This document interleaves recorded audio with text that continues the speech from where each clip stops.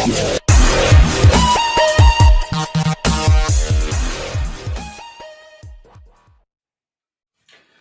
Student, स्वागत है आपका हमारे YouTube channel science digital study point पर। और आज हम पढ़ेंगे 11th NCERT का एक बेहद important chapter structural organisation in organism में, जिसे हम हिंदी में बोल सकते हैं प्राणियों में संरचनात्मक संगठन।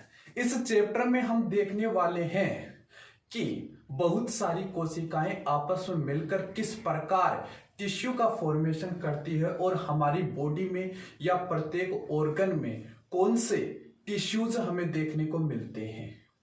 और इसके अलावा हम देखेंगे कि बहुत सारे टिश्यू आपस में मिलकर किस प्रकार ऑर्गन तथा ऑर्गन सिस्टम का फॉर्मेशन करते हैं, वह इस चैप्टर में हम देखने वाले हैं।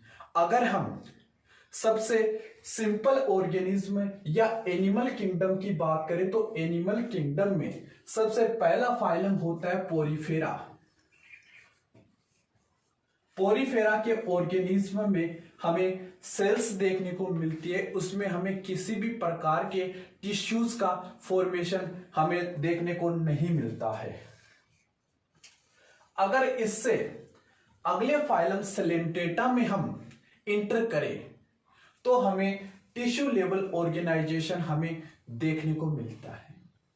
इसका मतलब क्या हुआ कि जैसे जैसे डेवलपमेंट होता है वैसे वैसे ऑर्गेनिज्म में कॉम्प्लेक्सिटी जटिलता बढ़ती जाती है और उसमें एक प्रत्येक ऑर्गन प्रत्येक सिस्टम एक विशिष्ट कार्य करने के लिए जिम्मेदार होते हैं।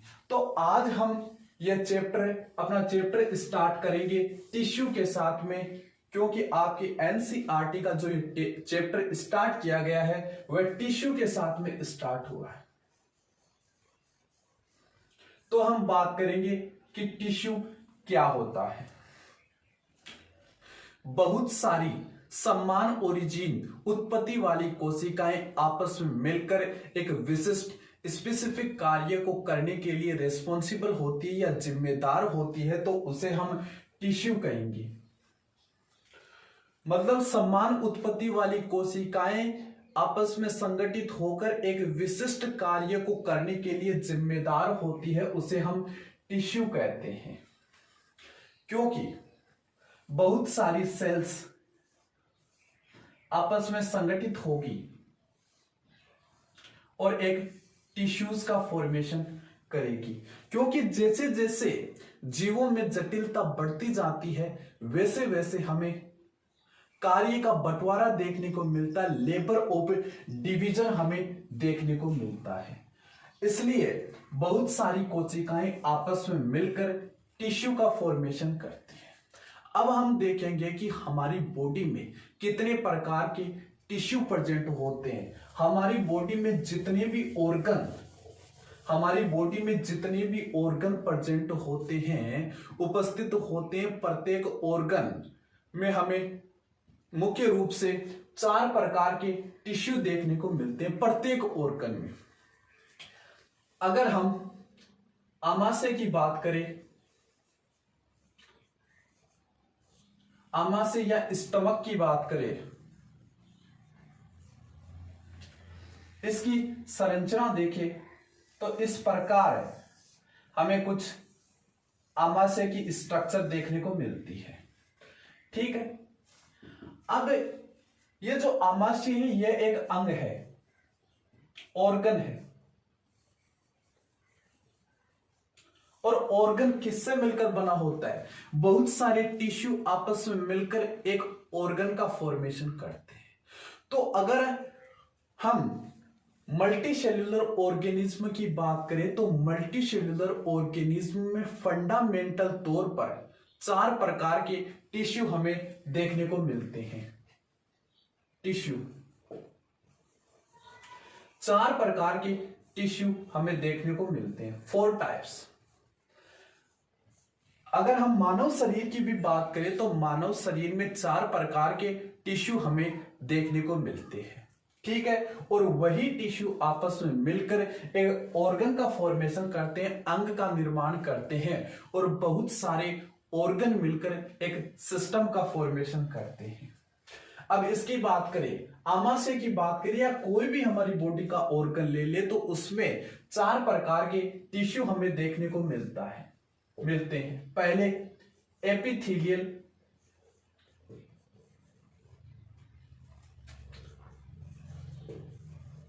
एपिथेलियल टिश्यू या इसे एपिथेलियम भी बोल सकते हैं, या एपिथेलियम।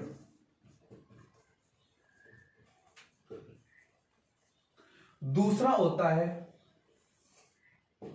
मस्कुलर टिश्यू,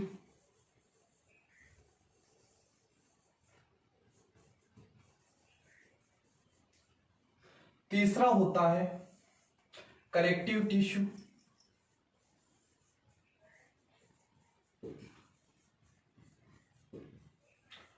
और चौथा होता है नर्व्स टिश्यू।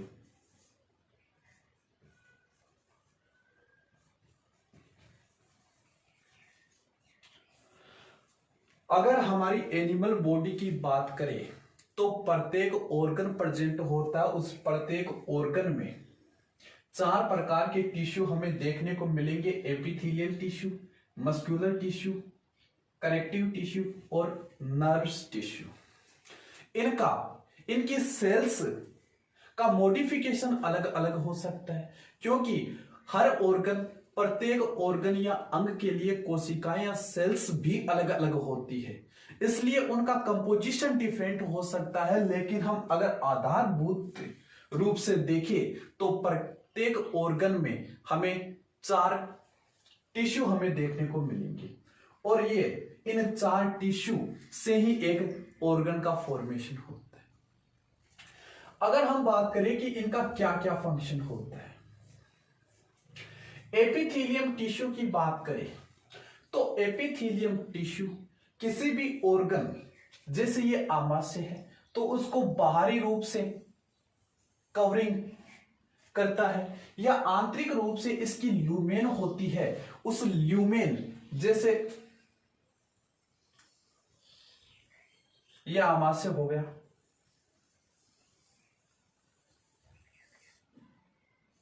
यह आमाशय हो गया, तो या तो ये आंतरिक रूप से इसे कवर करने का कार्य करेगा या इसे बाहर से कवर करने का कार्य करेगा। मतलब कुल मिला के बात यह है कि जो ये एपिथेलियल टिश्यू है, ये एपिथेलियल टिश्यू किसी भी ऑर्गन को प्रोटेक्शन प्रोवाइड करने का कार्य करता है। एपिथेलियल टिश्यू प्रोटेक्शन प्रोवाइड करने का कार्य करता है। मस्कुलर टिश्यू की बात करें तो किसी भी ऑर्गन में मस्कुलर टिश्यू उस ऑर्गन के कंपोजिशन का फॉर्मेशन करता है तथा उस ऑर्गन को फंक्शन करने के लिए जिम्मेदार होता है, क्योंकि ये जो मस्कुलर टिश्यू होता है ये किसी भी ऑर्गन में उसे कॉन्ट्रैक्ट करने के लिए रिस्पॉन्सिबल होता है। जो कनेक्टिव टिश्यू होता है, कनेक्टिव टिश्यू किसी भी ऑर्गन, जैसे इस ऑर्गन में मसल्स पाए जाते हैं तो उन्हें मसल्स को आपस में कनेक्ट करने के लिए, जोड़ने के लिए कनेक्टिव टिश्यू प्रेजेंट होता है। और नर्व टिश्यू की बात करें तो नर्व्स, इस ऑर्गन में नर्व्स टिश्यू की सप्लाई प्रेजेंट होती है, क्योंकि हमारी बॉडी की प्रत्येक ऑर्गन जो मस्तिष्क या ब्रेन के कंट्रोल में होता है वह किसके माध्यम से होता है, नर्व्स के माध्यम से होता है। इनमें नर्वस सिस्टम का जाल प्रेजेंट होता है जो ब्रेन से कनेक्ट रहता है, इसलिए ब्रेन हमारी बॉडी के प्रत्येक ऑर्गन को कंट्रोल करने का कार्य करते हैं तथा इस प्रकार नर्व्स के माध्यम से या नर्वस सिस्टम के माध्यम से हमारी बॉडी के बहुत सारे ऑर्गन आपस में मिलकर कोऑर्डिनेशन के रूप में कार्य करते हैं। तो सबसे पहले हम आज बात करेंगे एपिथेलियल टिश्यू के बारे में कि एपिथेलियल टिश्यू क्या होता है, कितने प्रकार का होता है, क्या इसके फंक्शन होते हैं, उसके बारे में बात करेंगे।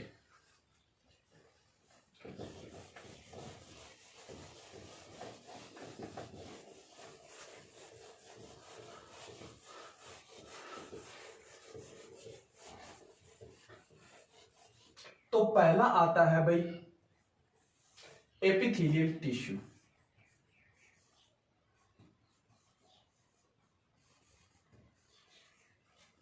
या एपिथेलियम टिश्यू।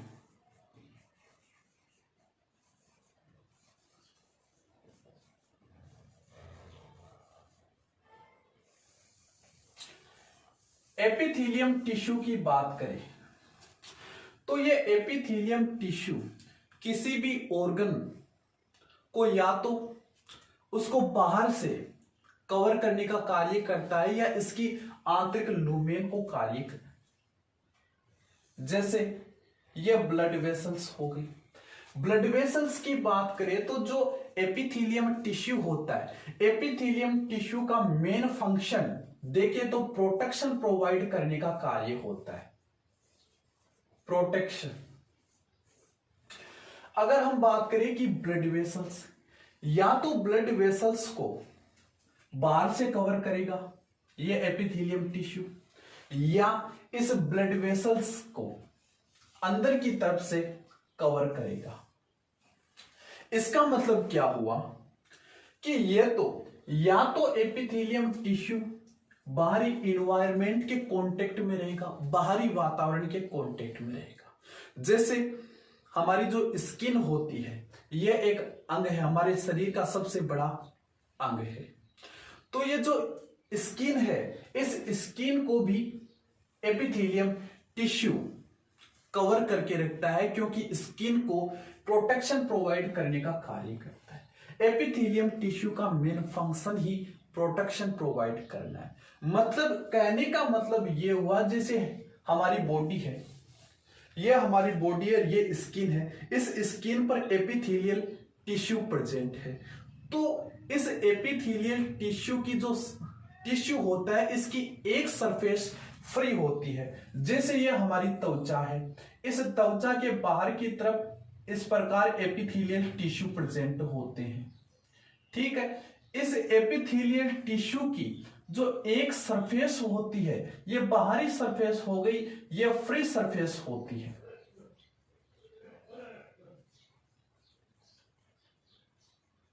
ठीक है, जो प्रोटेक्शन प्रोवाइड करने का कार्य करती है।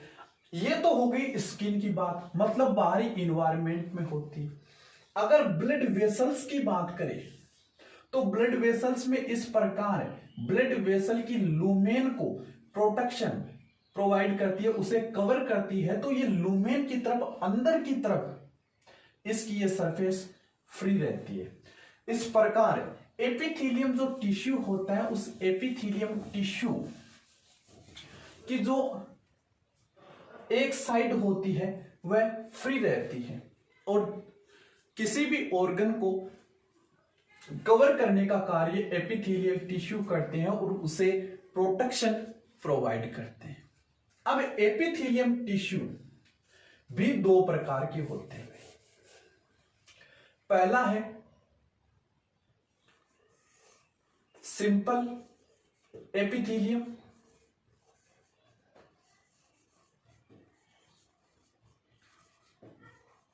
और दूसरा है कंपाउंड एपिथेलियम।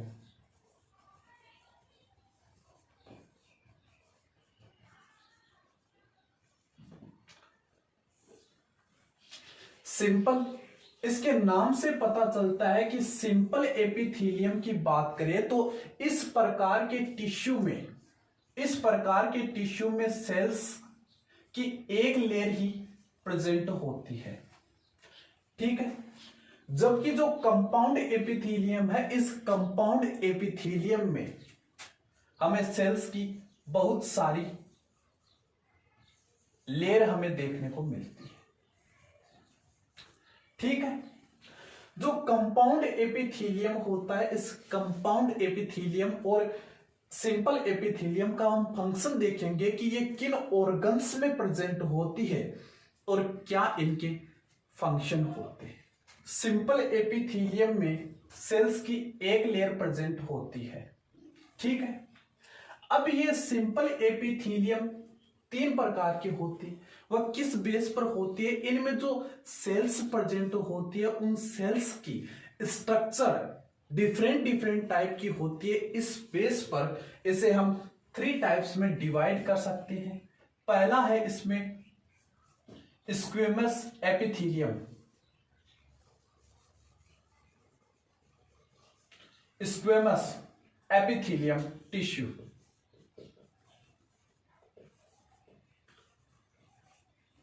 या इसे स्क्वेमस सिंपल एपिथेलियम टिश्यू भी बोल सकते हैं। दूसरा आता है क्यूबोइडल एपिथेलियम, और तीसरा आता है भाई कोल्यूमनार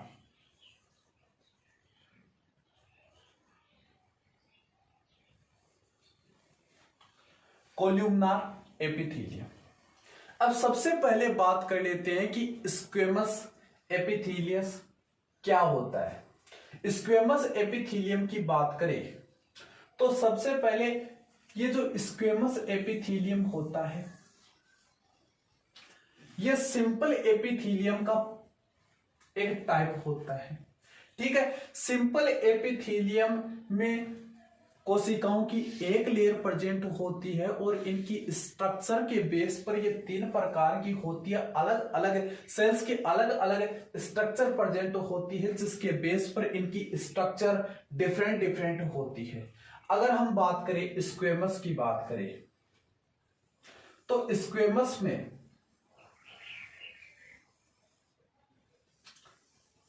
सेल्स चपटी होती है, फ्लैटेंड सेल प्रेजेंट होती है, चपटी सेल्स प्रेजेंट होती है, और इन सेल्स के जो किनारे होते हैं वह इर्रेगुलर होते हैं भाई।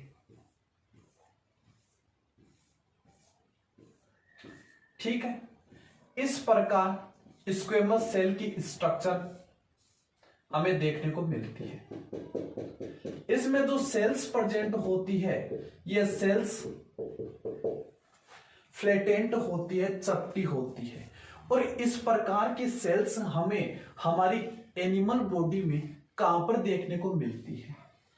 जो हमारी ब्लड वेसल्स होती है, जो हमारी ब्लड वेसल्स होती है, उन ब्लड वेसल्स में ये स्क्वेमस एपिथेलियम हमें देखने को मिलती है। और जो हमारे लंग्स होते हैं उस इन लंग्स में एयर सैक्स प्रेजेंट होती है। एयर सैक या वायु कुपिकाएं इसमें प्रेजेंट होती है। इन एयर सैक्स में ये जो स्क्वेमस एपिथेलियम है, स्क्वेमस एपिथेलियम प्रेजेंट होते हैं, और इन सेल्स का मेन फंक्शन क्या होता है कि जो हमारे लंग्स में एयर सैक प्रेजेंट होते हैं और जो ब्लड वेसल्स होते हैं, इनके बीच में जो ऑक्सीजन और कार्बन डाइऑक्साइड है, इनका डिफ्यूजन इजीली हो सके या इनका विसरण आसानी से हो सके। इसलिए लंग्स तथा ब्लड वेसल्स में ये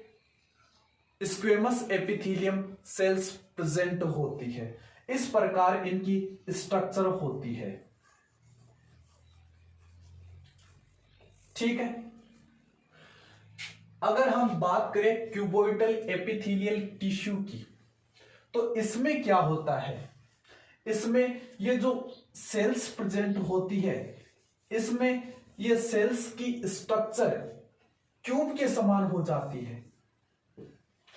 क्यूब का मतलब समझ में आता है कि जिसकी चारों भुजाएं समान होती है उसे क्यूब कहते हैं। तो क्यूब के समान स्ट्रक्चर हमें देखने को मिलती है। जैसे इस प्रकार इनमें क्यूब के समान स्ट्रक्चर सेल्स देखने को मिलेगी। इस प्रकार क्यूब के समान इनमें स्ट्रक्चर देखने को मिलती है। ये लो भाई, ये हो गई दूसरी क्यूबोइडल एपिथेलियम। ये है क्यूबोइडल एपिथेलियम टिश्यू की स्ट्रक्चर। क्यूबोइडल एपिथेलियल टिश्यू में हमें जो सेल्स देखने को मिलती है, ये सेल्स क्यूब के स्ट्रक्चर की होती है, और ये सेल्स कहाँ इस प्रकार के टिश्यू हमारी एनिमल बॉडी में कहाँ प्रेजेंट होते हैं। तो इनकी बात करें तो जो हमारी किडनी होती है, किडनी में हमें नेफ्रॉन देखने को मिलते हैं,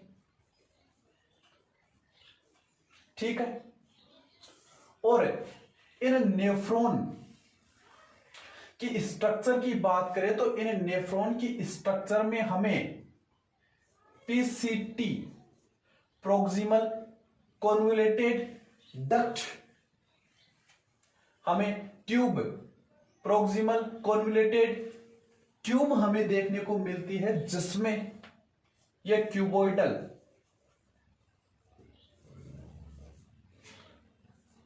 सेल्स या क्यूबोइडल टिश्यू हमें देखने को मिलता है। इसके अलावा जो हमारी ग्लैंड्स प्रेजेंट होती है, उन ग्लैंड्स में हमें ये क्यूबोइडल सेल देखने को मिलती है। इसका मतलब ये जो हमारी क्यूबोइडल एपिथेलियल टिश्यू होता है, इसका फंक्शन क्या हुआ, एब्जॉर्प्शन तथा सिक्रेशन का कार्य होता है। सिक्रेशन में इंपॉर्टेंट रोल प्ले करता है। ये जो हमारी किडनी होती है, इस किडनी में किडनी की स्ट्रक्चरल एंड फंक्शन यूनिट होती है नेफ्रॉन, जिसकी स्ट्रक्चर में हमें पीसीटी प्रोक्सिमल कॉन्वोल्यूटेड ट्यूबल्स हमें देखने को मिलती है, जिसका मेन फंक्शन होता है एब्जॉर्प्शन। तथा जो हमारी बॉडी में ग्लैंड्स प्रेजेंट होती है, उन ग्लैंड्स का मेन फंक्शन होता है सिक्रेशन करना, हॉर्मोन्स का सिक्रेशन करना। इसलिए जो क्यूबोइडल एपिथेलियल टिश्यू होता है, उसका मेन फंक्शन होता है एब्जॉर्प्शन एंड सिक्रेशन। इसके अलावा अगर हम बात करें तो तीसरी आती है कोल्यूमनार सेल। कोल्यूमनार सेल की बात करें तो कोल्यूमनार सेल की जो स्ट्रक्चर होती है, कोल्यूमनार सेल की बात करें तो कोल्यूमनार सेल्स, कोल्यूमनार टिश्यू की बात करें तो कोल्यूमनार टिश्यू में जो सेल्स प्रेजेंट होती है वह इस प्रकार कॉलम के समान हमें देखने को मिलती है। लंबी सिलेंड्रिकल्स शेप हमें ये सेल्स देखने को मिलती है, जैसे इस प्रकार ये सेल्स प्रेजेंट होती है।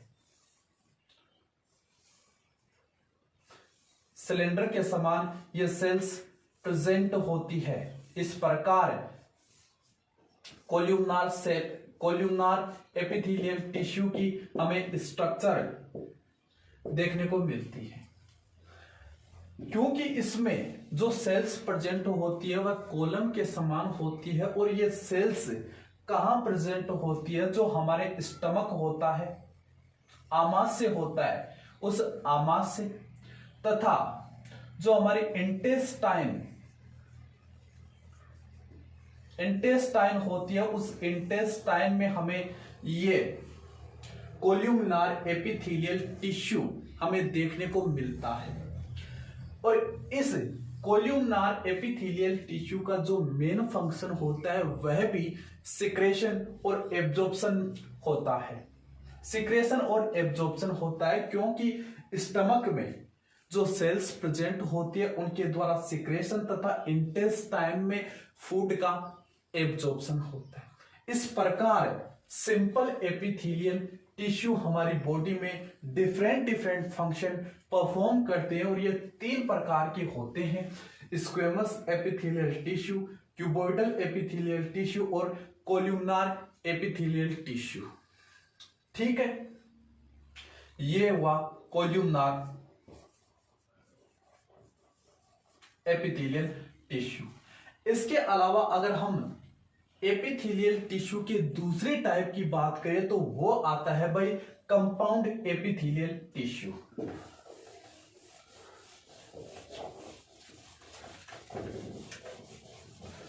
दूसरा आता है बी पार्ट, इसका बी आता है कंपाउंड एपिथेलियम टिश्यू।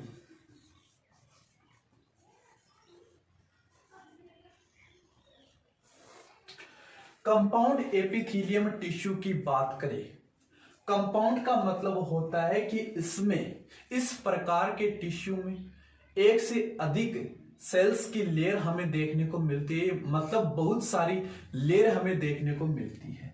इसका मेन फंक्शन क्या होता है भाई? प्रोटेक्शन प्रोवाइड करना। इससे जो कंपाउंड एपिथेलियम होता है, इस कंपाउंड एपिथेलियम का सिक्रेशन व एब्जॉर्प्शन में रोल लिमिटेड होता है, जबकि इसका मेन फंक्शन होता है प्रोटेक्शन प्रोवाइड करना। जैसे हमारी स्किन है, ये स्किन बाहरी इन्वायरमेंट, एक्सटर्नल इन्वायरमेंट के कांटेक्ट में रहती है, जिससे इसमें विभिन्न प्रकार के केमिकल एंड फिजिकल स्ट्रेसेस का खतरा रहता है। मतलब हमें चोट लगने का खतरा, केमिकल्स के संपर्क में आने का खतरा रहता है, जिससे प्रोटेक्शन प्रोवाइड करने के लिए ये एपिथेलियल टिश्यू प्रेजेंट होता है। और जहां प्रोटेक्शन करना होता है वहां सिंगल लेयर से काम नहीं चलेगा, वहां पर 2 लेयर, 3 लेयर, 4 लेयर या 5 लेयर इस प्रकार हमें देखने को मिलती है। इसलिए इसे हम कंपाउंड एपिथेलियम कहते हैं, जो कि प्रोटेक्शन प्रोवाइड करने का कार्य करती है। और यह कंपाउंड एपिथेलियम कहां कहां प्रेजेंट होती है? जैसे स्किन की जो ड्राई सरफेस होती है, उस ड्राई सरफेस पर यह कंपाउंड एपिथेलियम देखने को मिलती है, क्योंकि ये प्रोटेक्शन प्रोवाइड करने का कार्य करती है। इसके अलावा जो फेरेंक्स होता है,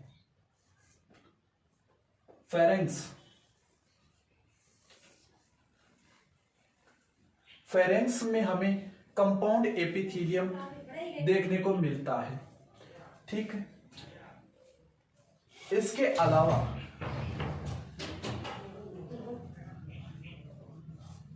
हमें यह कंपाउंड एपिथेलियम हमें हमारी बॉडी में देखने को मिलती है, क्योंकि यह प्रोटेक्शन प्रोवाइड करने का कार्य करती है।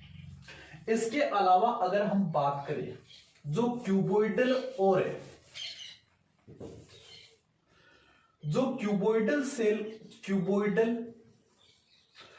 एंड कोल्यूमनार सेल है,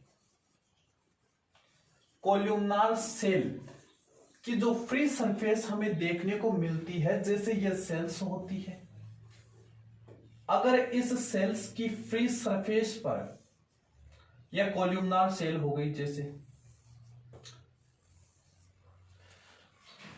यह कोल्यूमनार एपिथेलियल टिश्यू है। इन टिश्यू की सेल्स पर अगर सीलिया प्रेजेंट होते हैं तो उसे सीलिएटेड एपिथेलियल टिश्यू बोलते हैं भाई, सीलिएटेड एपिथेलियल टिश्यू बोलते हैं भाई। ठीक है, सीलिएटेड एपिथेलियल टिश्यू। और ये सीलिएटेड एपिथेलियल टिश्यू क्या करती है? जैसे हमारी फैलोपियन ट्यूब होती है,